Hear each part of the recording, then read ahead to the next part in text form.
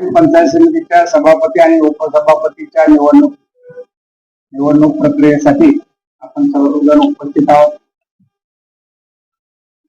अध्यक्ष तानाजीराव पाटील, अनिल पाटील, विद्याताई मोठे, त्याचबरोबर नूतन सभापती दत्ता पाटील आणि उपसभापती कुसावळेताई, पंचायत समितीच्या सर्व सदस्य, उपस्थित सर्व नेते मंडळी, पत्रकार बंधू, आज खरं म्हणजे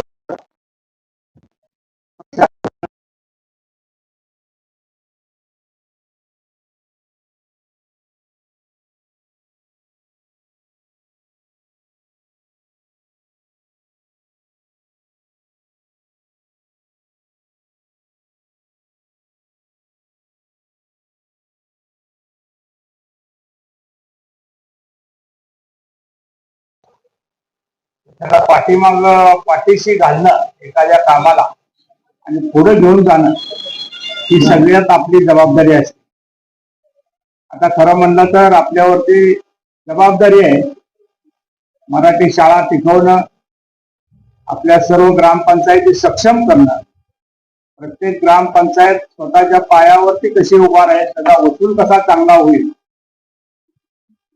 सौर ऊर्जेवरती कशा आपल्याला नेता येतील, तिथे आपल्या गावामधल्या काही जागा मोकळ्या असतील त्याच्यावरती आपण सौर ऊर्जा करून आपलं उत्पन्न कसं वाढवता येईल याकडं सभापती, उपसभापती आणि पंचायत समितीच्या सर्व सदस्यांनी आपापल्या विभागातल्या सर्व ग्रामपंचायत आणि शाळांमध्ये लक्ष देणं गरजेचं आहे. दवाखाना, या सगळ्या मूलभूत ज्या गोष्टी आहेत त्याकडे लक्ष देणं आणि मग शेतीच्या कामावरती शेतकऱ्यांच्यासाठी आपण काय करू शकतो, आलेले सर्व शासनामार्फत येणाऱ्या ज्या स्कीम आहेत त्या शेतकऱ्याच्या शेवटच्या बांधापर्यंत, शेवटच्या शेतकऱ्यापर्यंत आपल्याला ओळखता आलं पाहिजे नाही की कुठला शेतकरी आपल्या एरियातला आहे आणि त्याला आपली मदत पाहिजे आहे. त्या दृष्टीनं आपण खरं म्हणलं तर नियोजन करणं आणि चांगल्या पद्धतीनं कारभार, जिल्ह्यामध्ये आटपाडीचा एक नावलौकिक वेगळा झाला पाहिजे आहे अशा पद्धतीनं कारभार आपण करावा. आम्ही तुमच्या पाठीमागं खंबीरपणानं आहे.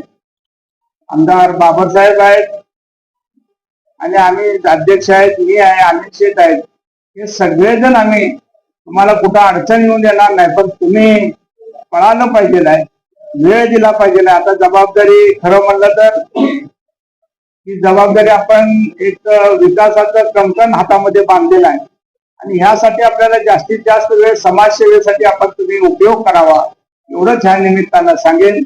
आणि चांगल्या वातावरणामध्ये आपण हे इलेक्शन केलेलं आहे. लोकशाही चांगल्या पद्धतीनं आटपाडीमध्ये रुजवण्याचा प्रयत्न केलेला आहे. काहींच्या इथंच लोकशाही परत आणावी लागणार आहे.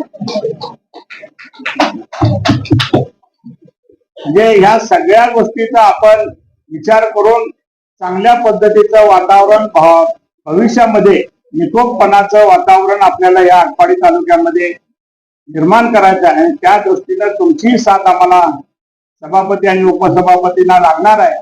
वेळोवेळी आपणही द्यावी एवढीच ह्या निमित्तानं मी विनंती करेन आणि सभापती उपसभापतींना शुभेच्छा देतो आणि मी थांबतो. जय हिंद.